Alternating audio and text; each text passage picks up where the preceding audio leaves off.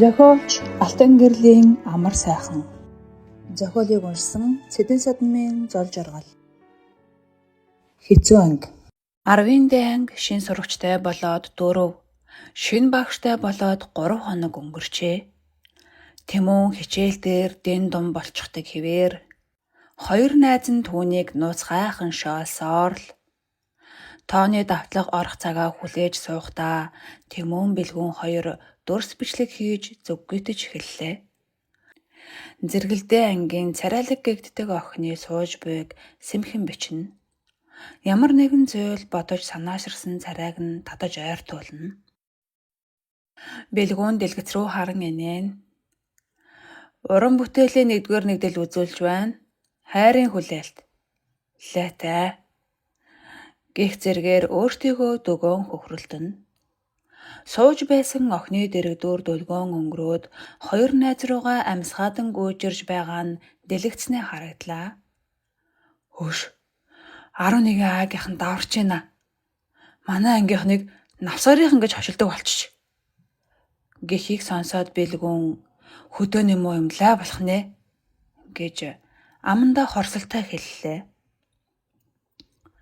11 аа бол төгсөх ангийнхан. Хэдий тиймч адилхан 11-р ангитай бус 10-ийн ододтой л мөчөөрхөлцөж урлаг соёл тэмцээн уралдаан юмараа өрсөлдөж байдаг. Одод гэдэг нь Тэмүн, бэлгүүн 2. Сурлагаараа энэ хоёрын өмнө гიშгэх хүүхэд сургуульд байхгүй. Бүжиг, сакс, гар бөмбөг, хөл бөмбөгөөрч энэ 2 маргаангүй сургуульдаа нэгд зогсно. Дээр нь өмссөн хувцас, барьдаг утас, ундаг унааг нь хүүхдүүд биширдэг. Сайн муу бүх зүйлд тэргүүний байж чаддаг учраас л энэ хоёрыг манлайлагч, дээд зиндаа, од хэмээн хүндэлцгээдэг. Сургуулийн бүх хүүхэд Тэмүн бэлгүүн 2-ыг цаанаа хүлээн зөвшөөрдөг нь яах аргагүй бодит үнэн. Очоод агшаагаад өгөх бэлгүүнэ гэд Тэмүн хүмхийгээ зулаа. Дэлжээ гамбал иймнэр гаргасан гэсэн хэмээн хэлээд дөлгөөн 2 найзынхаа өмнө нь орж дээш өгслөө. 3 од замдаа ангийнхаа хэдэн хөвгүүдийг дуудаж хүч нэмэгдүүлээд 11-ийн А анги руу алхацгаав. Дэлжээ хэмээгч гамбаа гайтай юм шиг ангийнхаа өөдөнд зогсож байгаад улаан цайм туллаа. Бэлгүүн Тэмүн хоёул гамбааг 5 алхмын цаана байх ариун цэврийн өрөө рүү чирэн орлоо. Дөлгөөн хоцрохгүй дагхан сүртэй. Үлдсэн хөвгүүд өөдөнд ерөнхийлөгчийн бие хамгаалагчийн дүртээ зогсож хоцорсгооход дотроос гамбаа мөчөөгөө өгөхгүй хөвжүүрч байгаа сонсогдно. Пис хийх дуу гарахад ахангийн хүү яолж Тэмүн бэлгүүн 2 зандалтай дуугаар ам асууна. Айсан царайтай зогсох гамбаа руу бэлгүүн зэвүүрхэн харж байснаа дахин эвхэрч унтал нь илэгдлээ. Тэмүн заамдаж босгонгууд улаан нүүрэнд нь нударгаа маш хүчтэй буулгаад дахиад наад үгээ нэг л удаа хэлвэл амьтаа чи яри шүү бөөсөө гэхэд хамарнаас нь цус гарсан гамбаа Тэмүний гарнаас нь дальдчин яолж дахиж хэлэхгүй болдоо найзуудаа тэхөө гэж гуйж арчаагүйтэж харагдана. Ингэж байтал хэрэг бишдэж гадаа зогсох хөвгүүдийг тойрон 11-ийн А ангийн хэдэн хөвгүүд бүчин ирэв. Царай төрх нь хорсолтой. Хөвгүүд мөргөлдөх гэж буй бух шиг бие хураан заналтайгаар уг хаялцаж чон нохоогоо дуудалцаж байснаа зодоон эхэллээ. Бөөн орлоон чорлоо. Ах ангин дээрлэхэд байна уу? Эсэргээрээ дүү ангин дийлээд байна уу? Бүү мэд. Хөл толгой нь олдохгүй болж охид айн чарлалтахад багш нар бас эрхлэгч гүйлтэн гэрж хашгирч зандран зодооныг дорн намдаалаа. Сургуулийн захирал янжин ууртай зогсно. 2 нүдэн цус сорогчин шиг хүйтэн болсон нь арслан барсыг ч хэрт хийлгэм.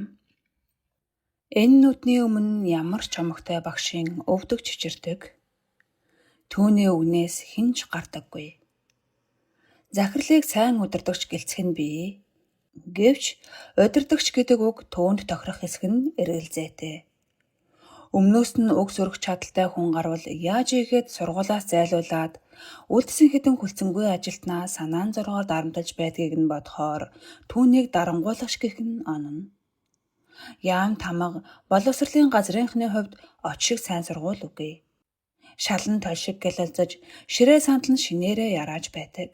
Удирдлагын харьцааны доголдол, багш нарын санаа бодол, сурагчдын сэтгэл ханамжийг тэрхүү ширээ шал хоёр шиг гаднаас нь шууд хараад мэдэж болох биш. Шалгалтаар ирсэн дарга шалаар нь ажилд өгөнчгээд буцдаг гэлцдэг. Захирал дотоод уцаа залгаад тушааж буулгалаа. Байна уу? 10-д ангийн багш гэж нэг салгалсан эмийг миний өрөөнд дууд. Тийм шинэ огш гээд харилцуураа шидэснээ амандаа өгөлж яана гинэ. Бүр сургууль дотроо зодоон хийж цус нүчтэйгөө холилдоо зогсч байдаг болох нэ хэмээн өглөж түнтэй тлээ уурлан нааш цааш хөлхөн. Өрөөний хаалга онгойн дэгжин хувцалсан хямсгар төрхтэй хүүхэн орж ирлээ. Хаажид гэх энэ багшийг захирлын бууны нохой гэж мэддэг учраас сургуулийн өөрчлөгчээс эхлээд багш, эрхлэгч бүгд болгоомжилж зай барьдаг. Хаажид гавьяа байгуулсан баатрын дүртэй яриагаа эхэлж 11-р ангийн Гамбат насгарынхан гэсэн хош гаргасан. Түүнээс нь болоод 10-р ангийн Бэлгүүн Тэмүн Дүлгөөн 3 зодооныг эхэлсэн гэж илтгэлээ. Тэр 3 балнаар эмийг сургуулиас хөөсөн ч багтана. Шороо оронд нь явуулвал таарна гэж хэлээд захирал байж ятаж байгаа бололтой шилбэлцлээ. Захирал минь дээ, би танд хэлдэг шүү. Хуулийн байгууллагад мэдэгдэж хил ам татлаа гэд хэн очих юм бэ? Сургуулийн нэр хүндэл унана. Бэлгүүний аав нь ямар хүн бэлээ? Боддоо. Цагдаагийн том даргын хүүг цагдаад өгнө гэж хэлдэг тэнэг хүн байх уу? Хэмээн хаждын хэлхийг сонсоод захирлын царай аажмаар төв болж бодол давтлаа. Хажид амаа мөрөлгөн аяглаж байснаа аль хүний хүүхдийн төлөө мэдрэлийн эсэ барж байх вэ? Тэгс ингэс хийгээд л өнгөрөөч гэлээ. Хүний хүүхэд зодчхоод байхад арайд чимээгүй өнгөрч болохгүй. Тэгвэл ангийн багш нь хэлээд арга хэмжээ авчгаач. Анги аваад 3 хонож байгаа юм шүү дээ. 3 хонож байгаа гэд хариуцлагаас мултарч болохгүй үсттэй. Арга хэмжээ ав гэж хажид хатгаас хийж захирал эргэлзлээ. Сунжид багш сандарч төгссөн царайтай сургуулийн хонглоор явсаар захирлын өрөөний үүдэн дэрв. Тэнэгэлзэж байснаа хаалгыг зориг муутайхан тогшоод орж явчихлаа. Захирлын ширээний өмнөх буудан дээр суух хажид багш толгооноос нь улыг нь хүртэл гүйлгэн ширв татахыг зөнгөөрөө мэдрээд янжин захирал муухай харсаар удтал цорхоход өөрийн ирэхгүй далдирлаа. Сургуулаар дүүрэн цоснож урсгаж зодоо нүдэн хийлэг гэж чамд анги өгсөн үү гэж чарлахад сүнжид балмагдан дотроо яадаг үлээ гэж уулгаалдаад юу хэлэхээ мэдэхгүй зогслоо. Гүчи дуграач малаа. Захирлаа би ангитайгаа дөнгөж танилцаад л энэ шүү дээ. Оо за. Танилц гэж чамд анги өгсөн бол таарах нэ. Танаа тэр хөвсгөлчин сурагчид бинээ алж хядаад багш нь тэр хооронд ангитайгаа танилцаж байдгүй. Захирал хашгирч хажид энэ мөг болгоод өгөх нь зөв гэж тавлсан байртай сэхэлзэн сууна. Сүнжид захиралд толгоогоо эрэгтэл загнуулж зодооныг эхэлсэн хүүхдүүдэд арга хэмжээ авах даалгавар аваад элий балай болчих шахсан хүн өрөөнөөс гарлаа. Сүнжид багш нүдэн дээрээ гарч ирсэн нулимсыг цааш залгаад багш нарын өрөөний үүдэн дэрж хормын зуур зогсож тайвшраад орлоо. Хэрэг хийсэн 3 сурагч эгнэн зогсно. Тэмүн жишүү харжээ. Бэлгүүн сүнжид багш руу үл тоосон шазруун харц шидэлж дүлгөөн гимшсэн царайтай харагдана. Багш тэр 3 руу чимээгүй харж сууснаа яриагаа эхэллээ. Та 3 чи яадаг хүүхдүүд вэ? Сургуулаар нэг хэрэг төвөг тарьлаа. Санаа зовох, бодогдож санах юм байна уу? Гэхэд Бэлгүүн чи юу бодуулах гэв гэлээ. Сүнжид багшид хэлэх үг олдсонгүй. Үнэн дээр тэр 20-од жил боловсрол зүтгэхдээ ийм бие тоосон шазруун зөвөн хацтай хүүхэдтэй ярьж байсан удаагүй. Өөрийн эрэхгүй нуруур нь хүүд дагаад явчихлаа. Юунаас ч тэр хүүхдүүдийг цус нуж гарталн зодчихдаг байна гэж Дэмиэл толгойс өксөрч үгэлсэн боллоо. Энэ үгийг сонсоод Тэмүүний царай маш зандалтай болж дотор богшиж байсан уур хорсол гинэт тесрлээ. Чамаас болсон. Чамаас болоод биднийг навсгарынхан гэж хочилж гин гэж хашгирлаа. Сүнжид багш цочирч балмагдаад нүдэн ороодоо гарчээ. Багштайгаа ингэж харьцдаг хүүхэд байж болно гэдэгт тэр итгэж яагаад ч чадсангүй. Чамаас олж одоо хийчгээд байна. Ойлгож гэнэ навсгараа гэж Тэмүн дахин чараллаа. Уурандаа багтрах нөө гэлтэй. Хөдөөнөөс шилжиж ирсэн иргэдийн нийгмийн халамжийн хүндэрлийн тухай мэдээ явж байгааг 5 хантай гэрт буй 3 хүн чихнийхээ дэрэгдүүр өнгөрөөж суулаа. Ээж нь сонсож байгаа дүрээсэх боловч өөр зүйл бодож санаа алдсаар байгааг цэцэг хэдийнэ ажиглаад сэтгэл зовнин харна. Охин ээжээсээ юу болсныг асуух хэсгээ шийдэж ядлаа. Багшлахаа болдог ч юм уу гэж ээжигээ хэлэхэд хичээлээ нухад суусан зул сэртэс хийгээд нүдээ том болголоо. Арайч тий. Хормоогоо чирээ цэвэрлэгчээ хиймээрэн үү гэж ууртай хэллээ. Цэцэг харин дүүгийн үг ээжийг нь гомдоочихъя гэж завнан болооч гэж зандарлаа. Зулаагийн ууртай царай засрах шинжгүй сайн хүний буйнд арай гэж мэргэжлийн ажлаа олцоход 3 хонолгүй боллоо гिचгсэн урваагаа сууж байдаг химээх нь их дургүй шинжтэй. Сүнжид сургууль дээр болсон явдлыг 2 охиндоо ярьлаа. 2 хүүхэд юунаас болоод араатан шиг аашилж түүн рүү дайрсныг ч нуусангүй. Манай ангийнхныг навсгарынхан гэж хочилдог болсон гин гэхийг сонсоод зулаагийн уурд дээд цэгтээ туллаа. Галаа ахаас мөнгө аваад дорин хувцал гэж би хэлээ эцтэй гэж тэр бараг л хашгирлаа. Үүнээс болоод 2 охин нь ам морилаа. Сүнжид уулга алдаад битгий маргалт гэж гуйжныг үзээд зандарч загнаж байж арай хийн чимээгүй болгов. Оройжонгоо гэр бүлийн 3-ын царай барааж 5 хантан дүнсийн чимээгүй оргино. Цэцэг ээжигээ аргадах гэж ахин дахин оролдлоо.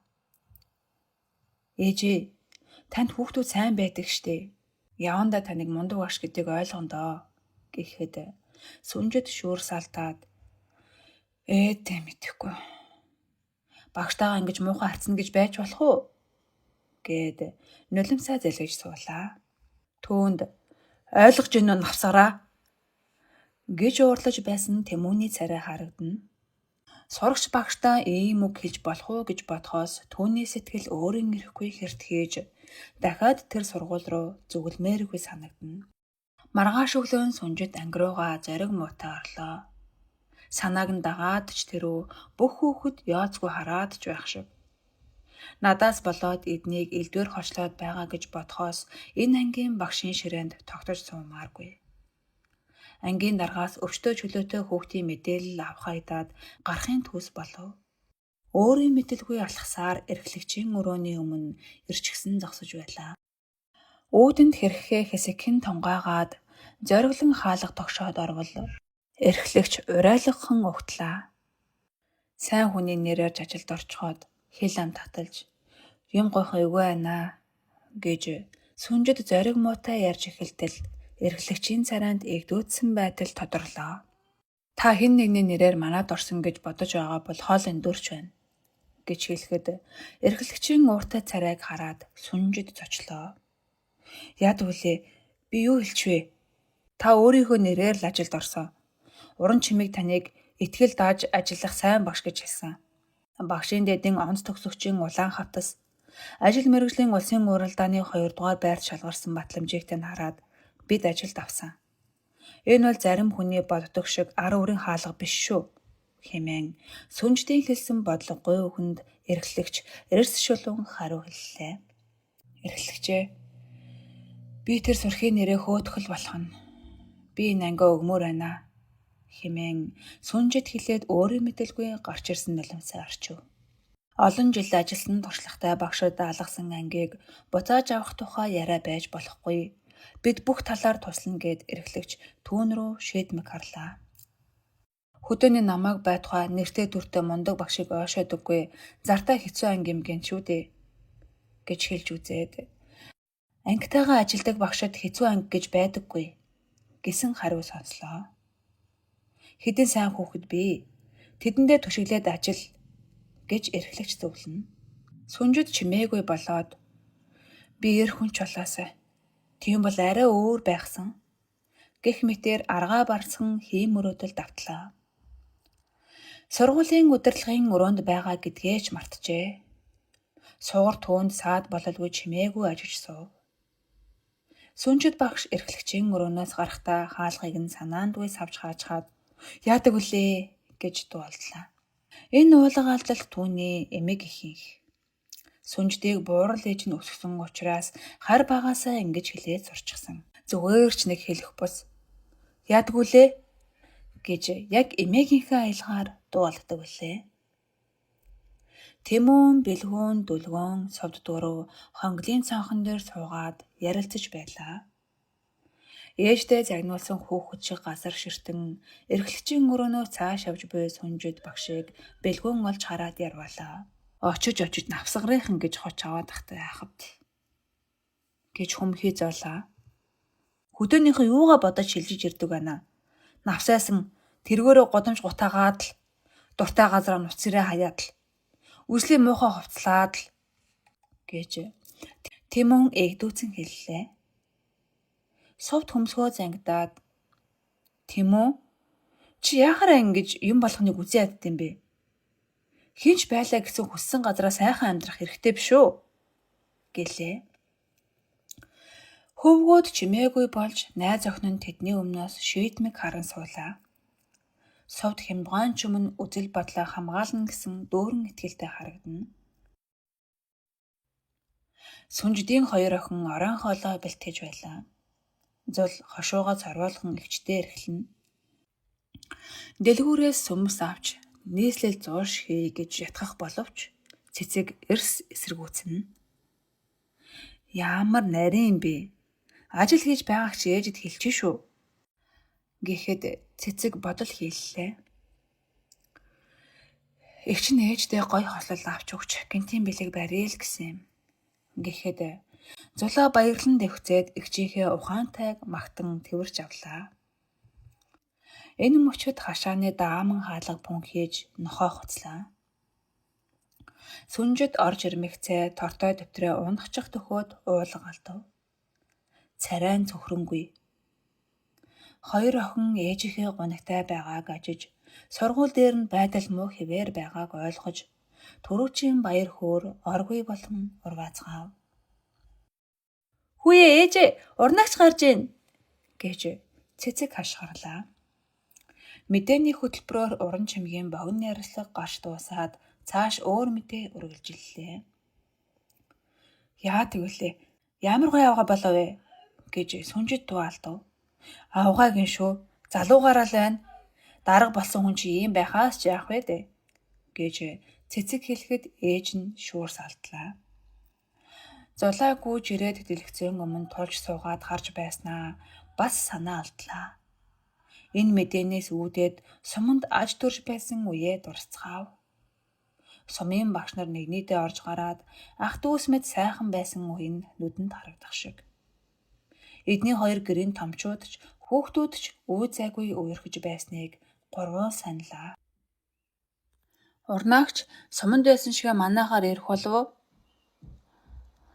Ороод ирэхэд нь хоосон талхаа тавиад сууж вэ зулаа минь гэж хоёр охиноо сөргөөцөлтгийг сонсоод сүнжидийн царай хувс хийв. Ааваас чинь хойш ээж нь мөн ч их ядарч байна да. Тавгийн чихэрч авч чадахгүй сууж байдаг гэснээ хоолойн зангиран уйлчихлаа. Сүнжид талигаач нөхрийнхөө зураг руу харж нулимсаа арчин чи минь яасан ч эрт биднийг орхичихв доо. Ханман байсан бол хүүхдүүд намайг навсгар гэж дуутахгүй дээ гэж шивнэлээ. би ямар тэнэг үг хэлчих вэ гэд цэцэг ээжийнхээ хүзүүнээс тэрч авлаа. Аргадаж нулимсыг нь нарчиж ингэрт нь наалдаж суугаад бид нар сайхан амьдардаг болноо. Харж л агаараа ээжээ гэлээ. Охиных нь энэ бэлэг дэмбэрэлтэй үг нэгийг бодогдуулах шиг.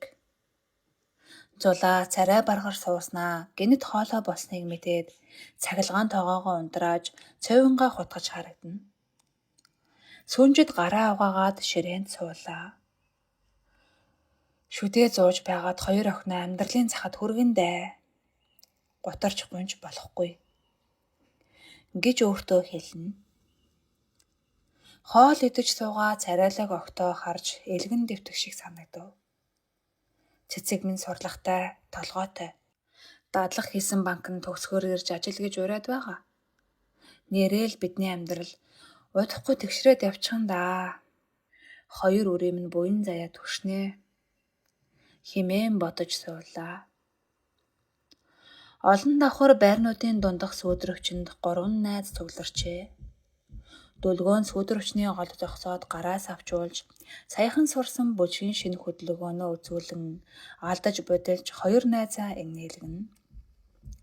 Тэмүүний бие нь 2 найзтайгаа ярьж суугаач ухаан бодол нь 3 дугаар орцны хаалганаас салахгүй.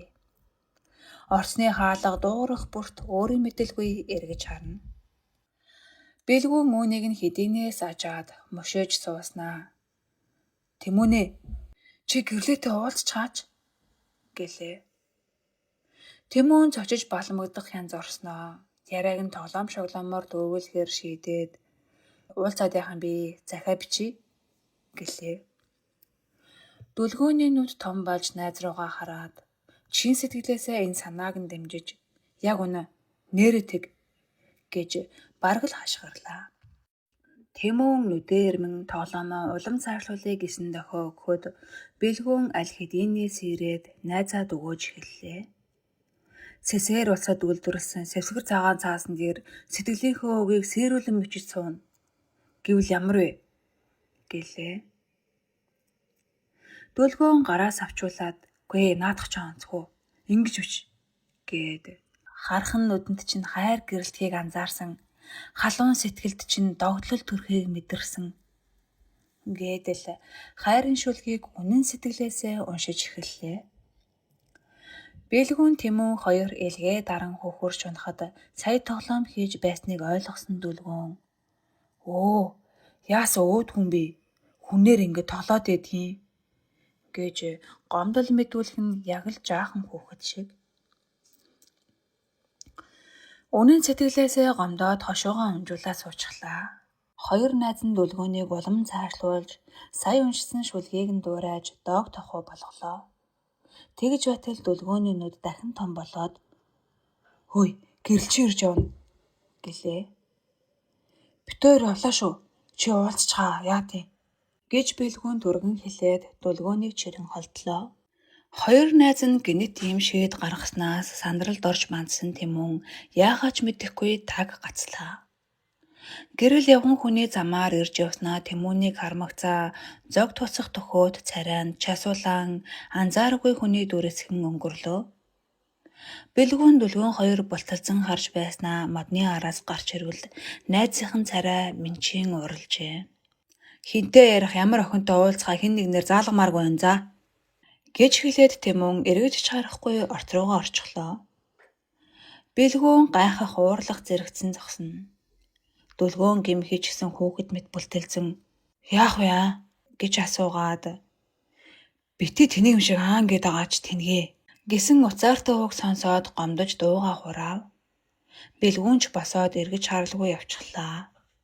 Дүлгөөн том гэвч санаа алдаад суусаар хоцорлоо. "Хүн болгон л надад уураа гарах юм да" гэж бодхоос гомдолтой. Дүлгөөн орхоостой гэж байтал цаана нь сувд харагдахад царай нь гийгээд сая загнууснаа ор тос мартаж амжаад холоос чанга дууцсаар гуйлээ. Хөгжмийн нүргэнд чулуун шалж чөчрөөд байх шиг. Хан надар, хашлах зогсоол, шат гишгүүр, хаасаагүй зоосон хурц гэрлүүд өнгө булаалдан анивчна. Тайзны ирмэгдэх хэдэн гэрэл хөгжмийн аяар бүжиглэх мэт эргэлдэж төг түмэн гэрлэн дуугаргаар адар ханыг ирээлжлүүлэн бодно. Бөмбөрийн цоглог хэмнэлд залуус дэвхцэн бүжих нь хорвоог юутай хүүтэй нь мартсан гэлтэй. Манай 3 хөвгүүн анаал тойргийн төвд гоцолж брейк данс бүжгийн чамин налархай хөдөлгөөнөөр олныг дөргино. Бэлгүүн тойр өрөө гарах бүртээ намхавтар нуруутай хөөрхөн охиныг онцлон харж байлаа. Хоёр найз нь үүнийг анзаарсан шинжгүй. Өөр хорооллын банд нартай бүжгэн тулаан хийгээд ухаангүй. Охины царай түрх, ааш айл бусдаас нэг л өөр. Бүжигч хүү түүнээс харцаа хоромхон зууртаж салгаж чадахгүй зогсно.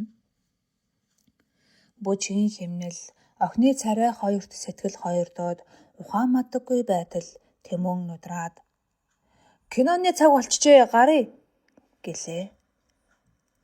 Охинтой ганц ч үг солилгүй гараад явчихна гэдэг харамсалтай.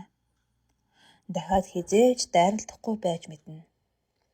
Бэлгүүн хоргодоо морь шиг эргэж хурахсаар өөдөнд гарч ирлээ. "Тэнгис рүү явхаа болох уу?" гэж хэлчихж үзлээ.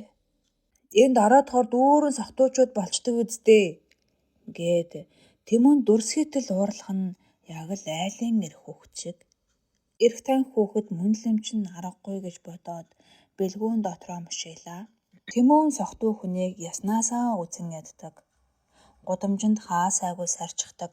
Дуртай газраа унаад өгдөг. Олхоогүй заван сохтуучуудаас хотоо цэвэрлэх юмсан гэж ярьдаг хүн.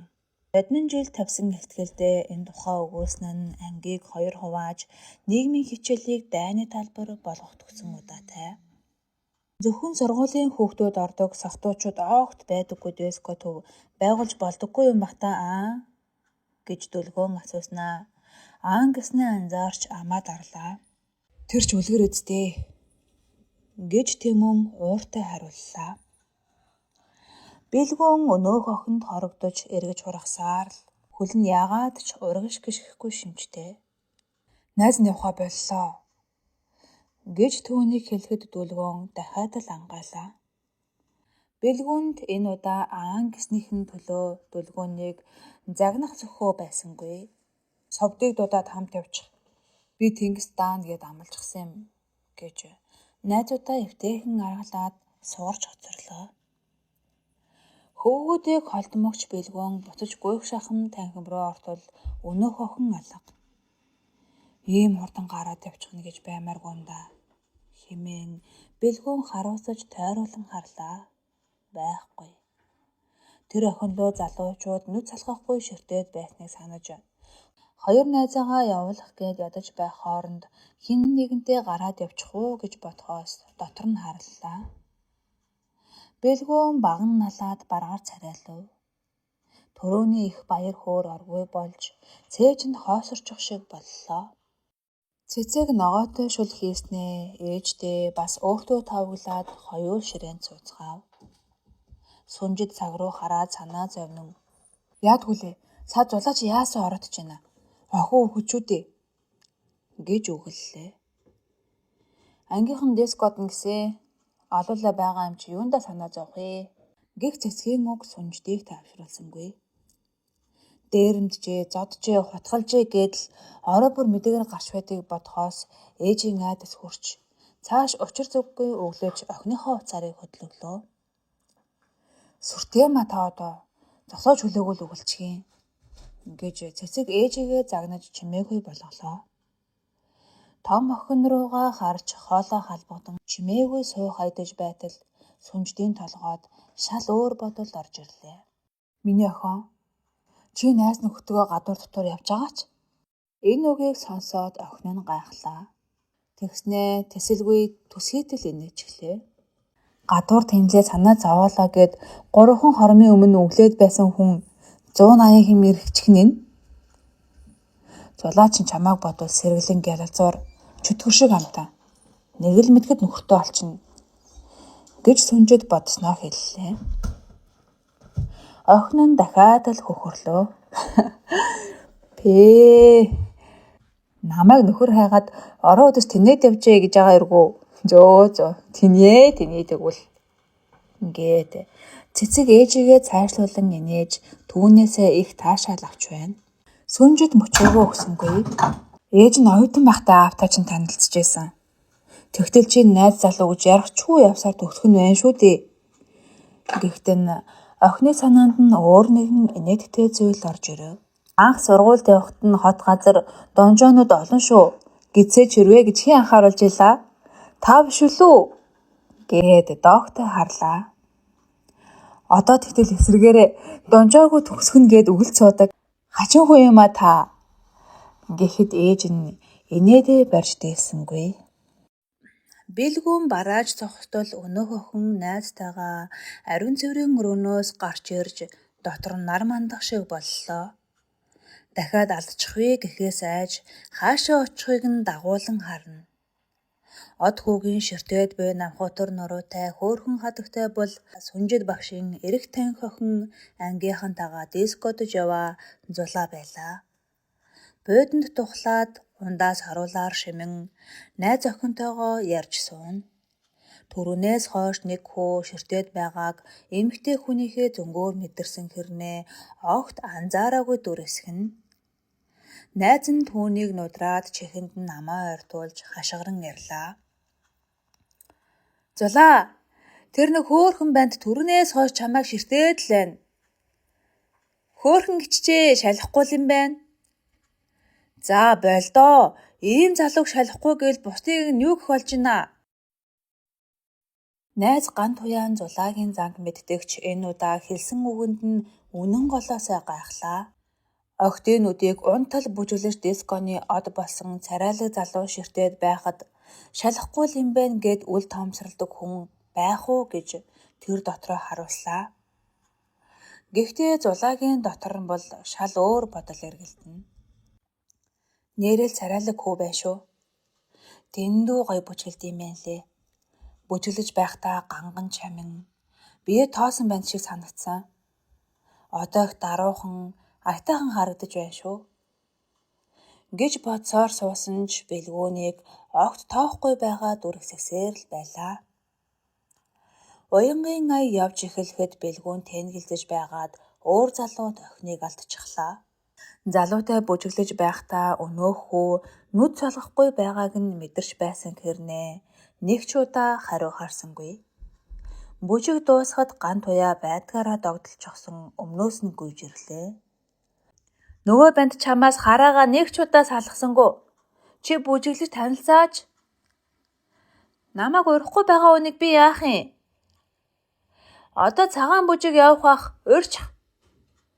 За, тэгэж хямдрахгүй шүү.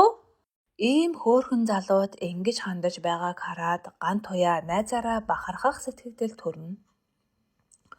Зулаа харин тэрүүхэндээ танихгүй хүүд гомдох хайстай болсон суув. Гой бүжиглэж өнгөрөөд л байсан. Хүнийг бүжиг дурчих зориггүй ном амтэн шивдээ. Ингэж дотроо хүүг чамллаа. Бодолдоо болоод уянгийн ая ихэснийг өнөөх банд түүнийг бүжиг дөрөн зогсож байгааг анзаарсангүй. Гинэд хараад дотроо догдолсон ч тоомжиргүй дүр эсэхээ мартсангүй. Нилээд бүжиглэж байснаа хүү зориглон ам нээлээ. Уучлаарай, таныг хэн гэдэг вэ? Соёлтой залуу байх нэ. Уучлаарай гिचчээ бас. Юу, гүй зүгээр л. Намайг Зулаа гэдэг. Таатай. Гүй, намайг Бэлгүүн гэдэг. Таатай үгүй гэдэг чинь юу гэсэн үг вэ? Таагүй байгаа мó? Гэснээ Зулаа инээлээ. Бэлгүүн урд өмнө хизээч үзээгүйгээрээ ичиж улайв. Гүй, чи надад оюутан л гэж битээ удлаа яриарай. Хэддүгээр ангийнх вэ? 10 дугаар анги, дараа жил төгслөө. Өө, жулраа банд юм байна штэ. Их чинь оюутан хөө. Бэлгүүн ничгэн арай гайгүй болж игч гээд томроод байгаа энэ охинд мөчөөгөө өгмөөргүй санагдаад явчихлаа. Та харин 1-р курсик гэдэг чи ихт байна аа. Гэж хэлээд мөшөөлаа. Өө за, ажигчэр байх нэ? Гээд Зулаа бас инээлээ. Тойроод бүжиглэж буй залуучууд зулаа руу хараад байгааг бэлгүүн мэдэрнэ. Тэнгэрийн дагин шиг хөөрхөн охин байлаа ч гэсэн чөлөөтэй ярьж тоглоом шоглоом хийж чаддаг хэрнээ энэ охины өмнө гацаад байгаагаа бэлгүүн яагаад ч ойлгохгүй байлаа. Цэцэг ном шагаан хичээлээ хийж сууна. Зузаан гэвч сурах бичгийг нааш цааш эргүүлэн дэвтэртээ тэмдэглэл хөтүүлж зарим зүйлийг нямбайлан өнгөөр ялгаж тодруулна. Сүнжид телевизээр кино харж сууснаа уулга алдан босширлээ. 11 өнгөрч гэж охин яачваа. Ингээл уулга алдаад өглөөд эхэлдгийн. 11 болоод л оюутнууд үүр цайтаа шоуддаг болсон цаг. Хүү яадаг үлээ. Үүр цайдал гин шүү. Та хоёроо гоож тэгэд авруулахгүй ээ. Өө за. Олон тоон дээр яриад эхэллээ. Би л ороодгүй шүү гэж цэцэг ном руугаа анхаарлаа. Тэгснээ мөшөөж толгоогоо өндөөлөлөө. Та ч намайг ороодтол тэнд нөхөр ол гээд байгаагүй лөө гэснээ охин амаа даран инээлээ. Сүнжидэж тэсгэлгүй мөшөөв. Тэгснээ төд удалгүй дахиад л уулга алдан өндийж ээжээрээ тоглох яах вэ? Өмнөөс нь гарт тосъё гисээр босч ирэх нь гахаа шиг төвчээртэй нэг нийч уцаарыг хөдлөхөөр цэцэг амаа морилгаад хизээр нь гэж буудал дээр хүлээж зогсох вэ? Ингэж загналаа. Нэрэ тийм шүү дээ. Хизээр нь гэж эзгүй зам сайхах вүлээ. Гэж сүнждэд бодогдлоо. Том охин цүнхнээсээ 200 төгрөг аваад дулмаагаан туцнаас утасгаар гарахад ээжийн санаа сая амарлаа. Гэрийн 3-т ганц утас байдгийг зулаа эзэрхийлэн дандаа бардаг хэрнээ завхар нь 80 жилээр хоцорчлоо шинэ утас авъя гэж байнга хэл ам таталдаг болоод байгаа юм. Саяхан танилцсан 3 диско төгөөс гарч ирэхэд гант уяа зол руу цэм нүдээ ирмээд үүдэн шавааралдах хунган тэрэгнүүдийн нэгэнд шур хитэл суун хөдөллөө. Зулаа бэлгүүн рүү харж адтай инээн. Би ч гэсэн явлаа. Баяртай залуу минь. Гүй би чамайг хүргээд өгье. Их чигээ чигэж болж байгаа юм уу? Яадаг жалвэ энэ чам? Гэхэд бэлгүүн дуугүй мөшийн. Хөргүүлэхгүй гэж хэд хэлээд ч бэлгүүн заавал хүргэнэ гэж зүтгэсэн тул яаж ч болсонгүй. Зулаа нүдэрээ хөөхөн инээгээд аль тэргээрээ хүргэж өгөх гээд байна да. Лөмүүцнэрээ юу гэж тоглоом хийлээ. Бэлгүүн инээгээд танилцсан охинтойгоо унаанд суугаад хөдөллөө. Хаашаа вэ? Гэхэд зулаагийн царай улс гэж төгдөрч байснаа 13 дугаар хороолол гिचглээ. Тэгснээ царайгаа төв болгоод бүхий өргөнөөс жоох урагш явнаа. Шин баригдсан байр гэж тодруулж хэллээ. Дотроо бор гэртээ хөргүүлэлтэй биш гэж өөрийгөө зөвтгөлөө. Бэлгүүн түүнээс хүмүүнлэгийн их сургуулийн ямар ангид сурдгийг нь шалгаана. Чи өдөр болгон ангийн үдэн зогсоод хичээл хийлэхгүй гэх зэргээр цаашлуулж тохуу хийж явлаа. Зулаагийн цүнхэнд утсан дуурахад хуучирсан загварын Nokia гаргаад за очиж явнаа удахгүй ингээд бушуухан тасалснаа утаснасаа ичиж уулайлаа. Уцаа хайчхаад эмээг ихийг түр ярьж байгаа.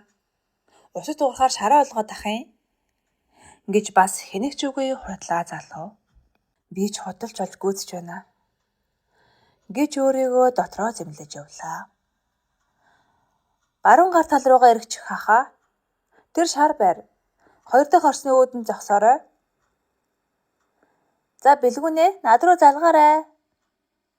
Харин битгий сургууль дээр очиорой гэснээ зулаа тэрэгнээс бушуухан буулаа. Уцаа өгөөгүй байтал би яаж залгах вэ? Гэд бэлгүүн сандарлаа.